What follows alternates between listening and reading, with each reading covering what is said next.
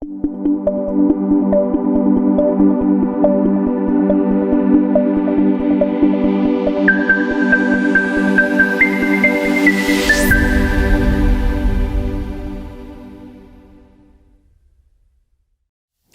então aqui estamos nós, João Carlos Farraba, para Uvas e Personalidades. Hoje com uma figura de referência. Nota-se à distância, 1,90 m, penso eu, e um curitibano que de alguma forma saiu do frio e foi para o frio. Marco Broto. Marco, muito obrigado por teres vindo ao nosso programa. Mais uma personalidade, uma individualidade, e é assim, bem conhecida, tá? Agora é assim, Marco Broto é conhecido nas redes sociais exatamente pela questão da descoberta, redescoberta ou uma assinatura própria. O facto de teres conhecido e dado a conhecer à tua maneira a aurora boreal. Marco Broto, obrigado por teres vindo. Quem é Marco Broto? Primeiro, obrigado pela oportunidade de estar aqui com vocês. Marco Broto é um sonhador. Tipo, todo mundo tem seu sonho. E eu me apaixonei por uma coisa que eu não sabia que existia. E depois de se apaixonar, eu vi que tinha muitas pessoas que queriam ver e não conseguiam, não podiam, e muitas que nem sabiam que acontecia, que tinha esse fenômeno, e começaram a conhecer através das minhas postagens. E daí a gente começou essa aventura, né, em busca da aurora boreal. Foi uma coisa ocasional, ou seja, tu vens de uma área comercial, administração, gestão de empresa, ou seja, como é que tu deste aquele clique e disseste assim, vou conhecer a aurora boreal? Então, eu sou sagitariano, aventureiro. Aventureiro. E eu tinha loja de móveis e todos os anos eu ia para Milão, para a feira, para o salão. E eu arrumava uma bela desculpa, que era ir para o salão, para poder fazer uma viagem para algum lugar. Sempre viajava e sempre achava lugares exóticos, lugares diferentes. Eu estava conversando um dia com uns amigos e a gente estava vendo o céu, num lugar totalmente diferente da Europa. Eu ia para o salão e não era da viagem, mas eu estava no Death Valley com os amigos e o Fábio, a gente estava vendo o céu, estava muito estrelado, ele falou, imagina como que deve ser lá no norte, no Polo Norte, que tem as luzes verdes. Que luzes verdes? Eu voltei para casa e comecei a pesquisar. E em 2011 eu tive a oportunidade, depois do Salone, ir para a Noruega. E lá demorei 6 dias para poder ver a aurora. Eu contratei guias locais para fazer o que eles chamavam de busca da aurora, uma caça à aurora. E na última noite a gente voltou, a gente conseguiu ver uma coisa muito pequena, era mais imaginação talvez do que realidade. E eu achei, não é isso, não pode ser. Peguei o carro. No outro dia eu tinha o meu voo de volta às 9 da manhã, peguei o meu carro e voltei para o lugar onde a gente tinha visto. E comecei a entrar para dentro das ruas e tal. Cheguei até o fiord e falei, vou parar aqui, vou ficar. Coloquei o tripé da câmera e comecei a brincar de bater foto. Em determinado momento eu olhei um resquício do lado assim, verde, e eu olhava para o céu e não tinha verde. Como a gente estava falando aqui, te acha isso, né? E começou a aumentar, de repente eu virei para trás e tinha um monstro verde atrás de mim, verde, dançando, luzes brilhando, assim, parecia uma serpente dançando de um lado para o outro. E a partir daquele momento veio o clique. Amor à primeira vista. Amor à primeira vista. Então, daí eu comecei a postar essas fotos, comecei a ver as pessoas que não conheciam, comecei a compartilhar, daí entrevistando Terra, Jô Soares, minhas fotos foram para a National Geographic, porque eu tive a sorte a primeira vez que eu vi em 2011 foi o início do melhoramento das câmeras de celular, melhoramento das câmeras DSLR, e compartilhamento foi um boom que teve, e também até mesmo esses países não tinham esse clique pro turismo da aurora boreal. Entendi. E era uma coisa nova, como se hoje aparecesse alguma coisa completamente diferente em termos de fotografia, de turismo, e eu acabei crescendo junto com esse boom que teve internacionalmente, mas no Brasil já conseguiu ter a notoriedade. Foi um timing perfeito, então. Foi. E é uma coisa que é muito legal, porque tanto no Instagram quanto no Facebook tem uma capilaridade muito grande fora do Brasil também. como é do programa, que eu sei que parece Islândia. Finlândia. E as pessoas reconhecem, seguem a gente, e então a gente vê que é um trabalho que foi bem feito. Tanto é que esse ano eu lancei um livro de 200 e poucas páginas, contando esses 10 anos de caçada aurora através de fotografia. Fala-me do teu livro, onde é que está à venda, onde é que as pessoas podem adquirir o livro? No site. No site? auroraboreal.com.br, ou para quem estiver fora, quiser acessar o auroraboreal.com, é a mesma coisa. Então é assim, há a questão mística da aurora boreal, tá? É assim, nós tivemos a ver, é assim, há a parte do indígena, há a parte do esquimó, há a parte ocidental que também diz que é um dragão, sim, que de alguma forma vem do hemisfério norte, mas uns dizem que traz boas novas, outros dizem que traz transformações. Não quer dizer a parte pessimista, eu acho que é sempre de mudança, correto? Sim. Quando tu sentiste isso pela parte poética, de aventureiro, ou realmente tu, também do hemisfério sul, foste encontrar com o dragão do hemisfério norte? O primeiro instante foi medo. Medo. O primeiro foi medo. E se você continua com aquele sentimento, você vai compartilhar esse sentimento. Uhum. E a gente sabe que não tem, eu sei hoje que não tem perigo nenhum, mas nas minhas expedições, uma parte que é muito importante, que não é só a caçada, toda essa dinâmica que eu desenvolvi de aplicativos e tal, porque isso não existia antigamente, né? Por isso eu falo assim, realmente foi o timing correto, perfeito. Eu passo também essas coisas. Se imagina há 1000 e poucos anos atrás, os vikings saíram por uma batalha e vendo um risco verde no céu. Então você vai dizer que os monstros que vinham... Por que os monstros que vinham os krakens, os monstros que vinham do mar, eram serpentes e elas iam voando? É a aurora boreal. Você for ver a história maia, né? Os dragões, exatamente. A serpente alada. A serpente emplumada, para mim é a aurora boreal. Se pegar os desenhos, as referências que tem, até mesmo no museu, eu estive agora no Museu do México, eu olho aquilo lá e vejo a aurora boreal. Porque existiu aurora nos trópicos. Correto. E no final do século XIX, deu para ver em Cuba. A gente teve uma explosão solar muito grande e deu para ver. E quando você fala de história, nós estamos comentando sobre isso, né? Nós estamos passando por 50, 100 anos de história. Quanto tempo tem os maias? Então, quantas explosões solares existiu nesse período? E eles conseguiam ver. Por quê? Qual que era a direção deles? Era olhar o céu, né? As cartas, tudo que a gente sabe. É a mensagem, né? Né? Então, você imagina, você imagina o poder que uma pessoa tira a informação de que daqui a 10 minutos vai ter aurora. Porque quem já viu a primeira vez e se acostuma, a gente começa a entender a formação dela. Quando eu estou caçando a aurora, eu não procuro só a cor, eu começo procurando brilho, eu começo procurando forma. Então ela me dá o start, que daí no momento que começa a ver isso, pessoal, para aqui, a gente vai parar para esperar um pouco. Então às vezes tem caçada de 6, de 7 horas, ou às vezes caçada de 15 minutos. Às vezes a gente teria do hotel, né? Então é uma adrenalina, uma aventura o tempo todo. Então é muito interessante. Então em termos de história, e mitos e lendas, você pode contar de um lado como do outro. Tem tanta história linda, né? E aqui dizer, a beleza também está nos olhos de quem vê, né? Correto. Você pode direcionar para o lado que você quiser o teu sentimento. Eu estava a apreciar os trabalhos do Marco e é assim, a dada altura, tu dizes certas frases que ficam, tá? Aquele clique. A dada altura, na Islândia, penso eu, onde tu estiveste, havia alguém, um habitante local que já conseguia definir a aproximação da aurora pelo clima, pela movimentação dos animais, tá? Mas é assim, isso estamos a falar de uma geração que apanhou esse ritual, chamamos-lhe assim, esse know-how, dos ancestrais. Tu sentes-te como um ancestral agora depois de adquirir essa informação e estás a passar para a frente? Olha, seria uma honra, né? Porque isso quer dizer que é conhecimento, sabedoria, uma série de coisas que compartilhar, isso é muito legal. E essa parte que você falou, porque o que acontece? Os animais sentem, nós estamos falando de magnetismo. Correto. Né? Que é um magnético e magnetismo. Então tem muita coisa antes de chegar à aurora, antes de você ver o brilho, né? Uma energia? Um monte de coisa antes. Correto. Né?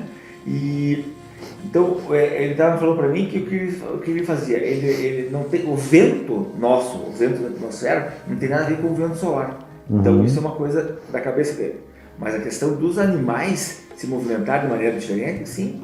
Por quê? Quantos pássaros se movimentam através de né, se direcionam através do campo magnético, né, de polaridade. Então é uma coisa que a gente não sabe. Eu acredito muito nisso, de que os ancestrais, até mesmo de muito tempo atrás mesmo, eles tinham uma sensibilidade maior com relação a isso.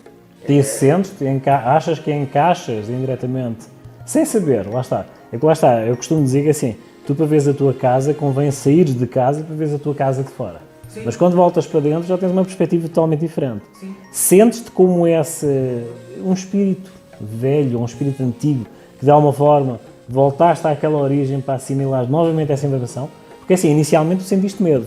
Sim. Atualmente já te sentes em casa. Já tratas a aurora boreal por tu. Sentes essa familiaridade? Mas sabe o que acontece com medo? Naquele momento, essa volta, né, para você entender o que passou, a gente tem que fazer sempre, né, em tudo, né? Correto. As coisas que você fez até ontem. Você fala, putz, por que eu fiz aquilo ontem?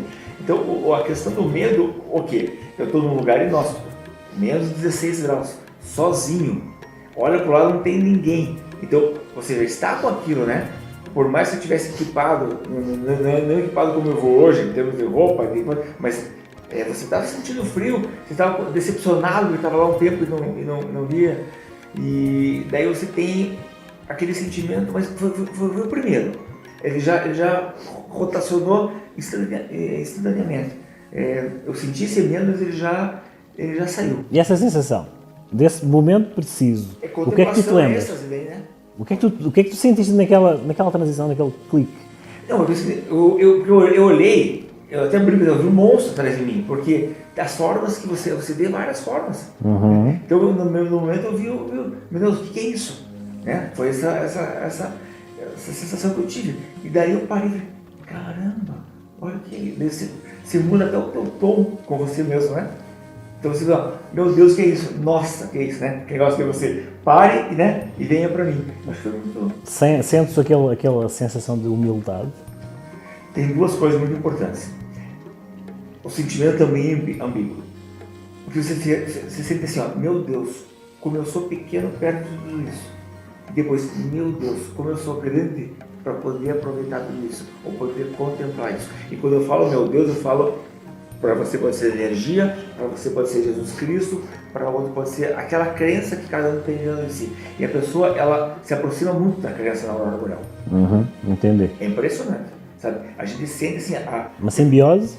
Depois da primeira noite, que a pessoa vê, porque sonho é um gatilho, né? Correto. Você tem um gatilho, você tem alguma coisa lá atrás que você, não, agora para compensar isso aqui, eu tenho um sonho de ver aquilo lá, né? A psicologia fala um pouco sobre isso, eu não sou psicólogo, mas as pessoas que eu conversei sobre isso me contaram um pouco que o sonho vem de alguma necessidade de lá de trás. E daí você tem que... Apanhando esse gancho, o livro que tu editaste, tu tiveste uma dúvida, tiveste uma curiosidade, conheceste a aurora na primeira pessoa, através de toda essa sensação, e tu sonhaste e a obra nasceu. Pode ser o reflexo do teu livro? Pode, é uma maneira de na verdade, é compartilhar. Porque eu fiz o livro durante a pandemia. Eu tinha editado um livro 3 anos e meio atrás, mas ficou na gaveta. Daí, até para contar um outro livro que tem. Daí, eu fui dar uma palestra em São Paulo e a pedagoga da escola falou assim, Marco, a história é muito legal. Eu quero conversar com você, eu quero escrever um livro infantil da tua história. Daí, vamos conversar. E a gente começou a conversar, e ela começou de uma maneira muito hábil a montar tudo aquilo. Ela falou assim, Marco, tem muita coisa interessante. E num determinado momento, eu contei uma história, uma experiência espiritual que eu tive com meu avô na Islândia. E para o livro, para não colocar uma experiência espiritual para as crianças, ela fez com que meu avô tivesse ido comigo fisicamente. Então, essas coisas que eu faço tem muito de coração, muito de amor. Então eu estou abrindo a minha história de vida num livro infantil, para contar coisas boas para as crianças. Daí eu estou durante a pandemia, pegando um momento que estava todo mundo sem saber o que fazer, falei, é o momento de eu compartilhar coisa boa, né? Daí eu esqueci aquele livro lá atrás, porque ele tinha um lado mais comercial. Eu falei, não, eu quero um livro de beleza. Transportar as pessoas para dentro do lugar, para que o formato dele é grande, para que transporte realmente. É muito legal o feedback que eu recebi com relação ao livro. das pessoas que viajaram comigo e das pessoas que não viajaram. Das pessoas que viajaram, às vezes 2 horas da manhã eu recebo uma mensagem: Marco, tô na minha sala tomando um vinho e vendo uma foto, o teu livro. E da outra pessoa que nunca viu, fala assim: ó, eu me sinto como se estivesse vindo com vocês. Então é isso que eu quero. Então, quando você falou no começo que eu sou um sonhador de compartilhar coisas boas com as pessoas.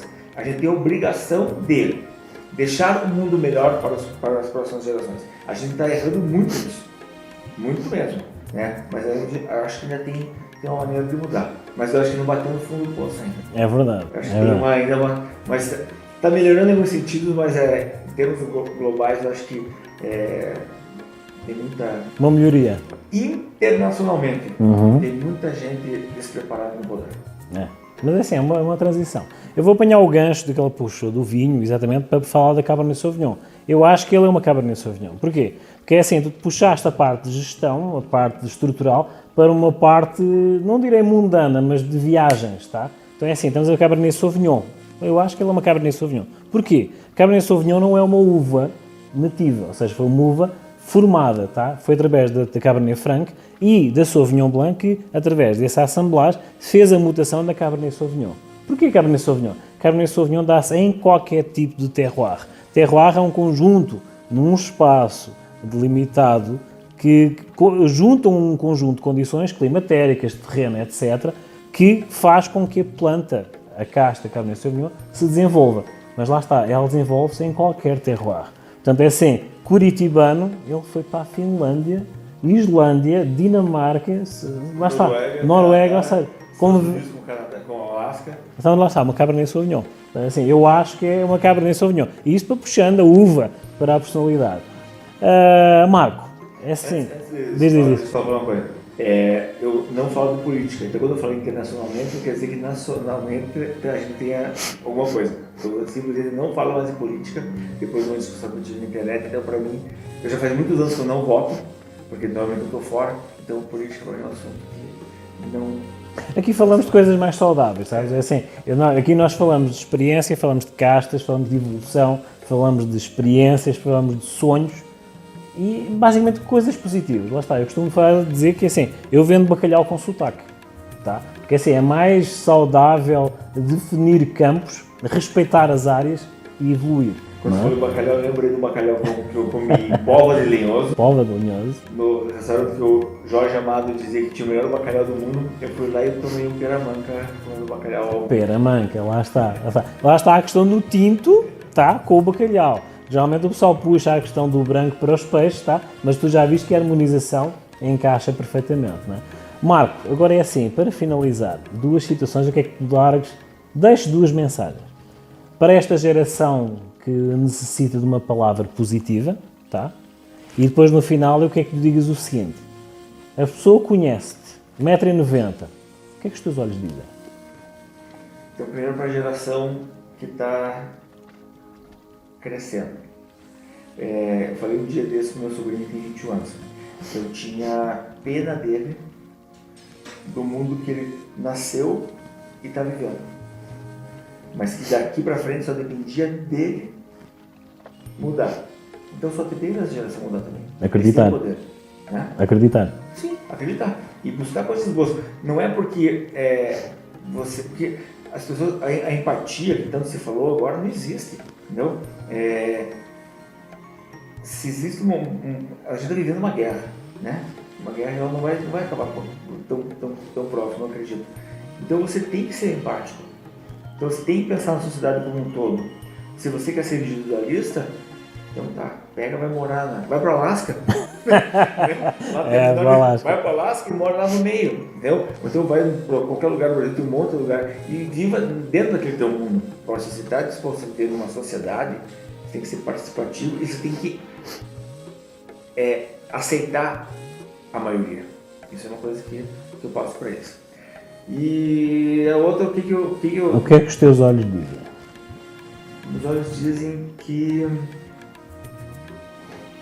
Quando eu fecho os olhos, eu abro os olhos, eu vejo a Aurora. A Aurora faz parte da minha vida hoje. E o que ela passa para mim?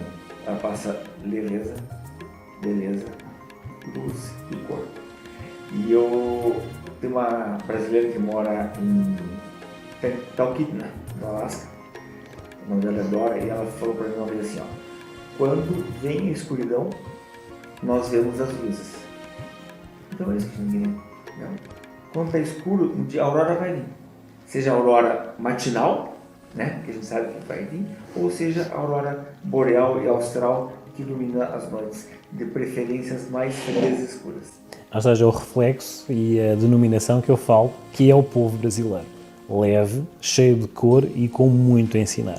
Marco, muito obrigado por teres vindo, tá? Obrigado por teres partilhado esse testemunho de experiência pessoal e que também, para o ambiente atípico que estamos a atravessar, olhem para a aurora boreal. É um sinal de esperança. Então é assim, todos os contactos do Marco e onde adquirir o livro irão passar aqui no rodapé, tá? Todos os contactos dele, redes sociais dele, sigam-no, é assim, é 1,80 m de sabedoria, tá? E já trata por tu a aurora boreal, tá? E é assim, vamos já fazer um pequeno intervalo e de seguida a nossa sugestão da semana.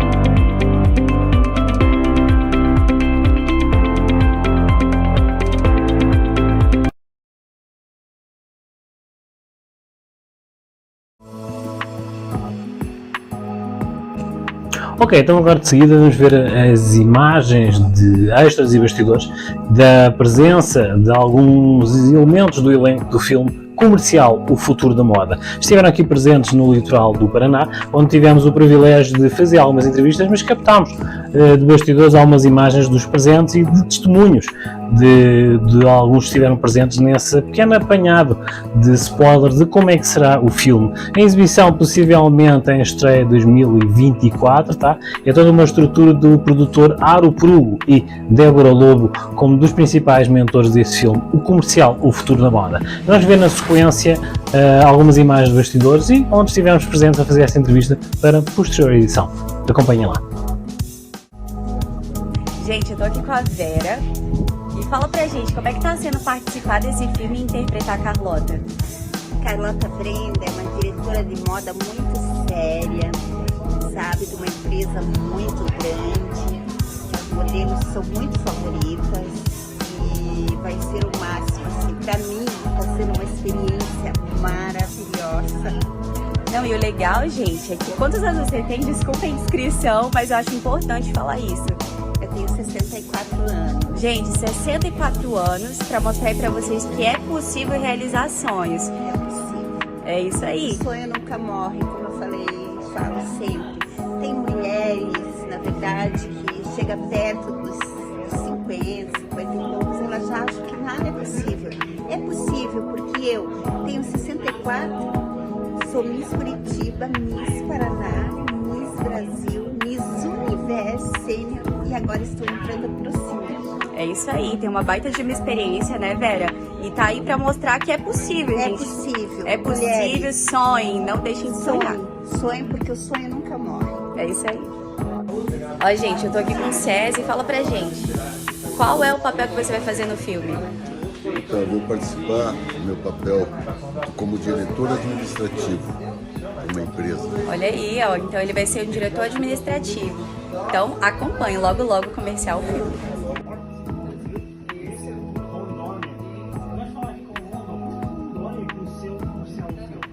Então, eu sou Sueli Miranda, né? Sou natural de Rondônia, de Porto Velho, Rondônia. Fazem 3 anos que estou morando em Curitiba. E eu falo que o comercial filme foi um presente, assim, que a minha personagem Natasha veio aí num momento muito certo, porque vim para Curitiba e meus sonhos. Em Rondônia tive um contato assim, um pouco com o teatro, né? Uma coisa que eu sempre gostei, mas nunca me aprofundei de forma tão profissional como agora realizando. Já fui Miss, fui modelo, trabalhava com influenciador em Rondônia, uma apresentadora de merchan do Shopping TV da Rede TV de Rondônia. E vim pra cá com esse intuito. Conheci o Aro através das redes sociais, do projeto, na verdade, né? E desde então entrei e estou aqui para somar, né? Eu falo que o Aro, ele é um menino muito sonhador. Ele é um menino muito que corre atrás dos seus sonhos. E eu me identifiquei muito com ele, porque ele busca, ele corre para a ação mesmo, ele tá aí. E acredito que todo mundo está com esse mesmo foco, com esse mesmo objetivo, né? Que é para realizar os nossos sonhos mesmo. E eu tenho certeza que esse projeto, esse trabalho vai deixar com chave de ouro. Estava bem, agora o gancho na questão de estarmos a ver experiências diferenciadas para o mesmo objetivo. Senhor, como é que é passar das passarelas para a tela de cinema? Fala um pouco. É maravilhoso, né? Porque eu sou E aí galera, olha só, tô aqui em Guaratuba, nesse sol maravilhoso, ó, Bahia de Guaratuba. E hoje é dia quê? De coletiva de imprensa, gente, do filme comercial Filme. Tô aqui com a Débora Lobo, ela que é a nossa produtora, junto com a Aro Prugo aí, tá nesse projeto. E fala pra gente aí, dia 19 de setembro tem o quê? Dia 19 de setembro, no Bar do Alemão, o segundo evento Futuro da Moda, que vocês não podem perder. Porque além de música, desfile, a gente vai ter lançamento, teaser de comercial do filme. É isso aí, gente. Vai ter o lançamento do filme, do teaser, porque a gente vai estar trabalhando aí para fazer essa longa-metragem. E hoje foi dia de estar conversando aqui pro programa Uvas e Personalidades com o João Farrapa. E tá sendo uma experiência incrível, eu quero muito que vocês acompanhem. Lembrando que quem quiser participar e fazer parte desse grande projeto, é só falar com a gente nas redes sociais, que a gente vai apresentar o projeto e ó, vale a pena.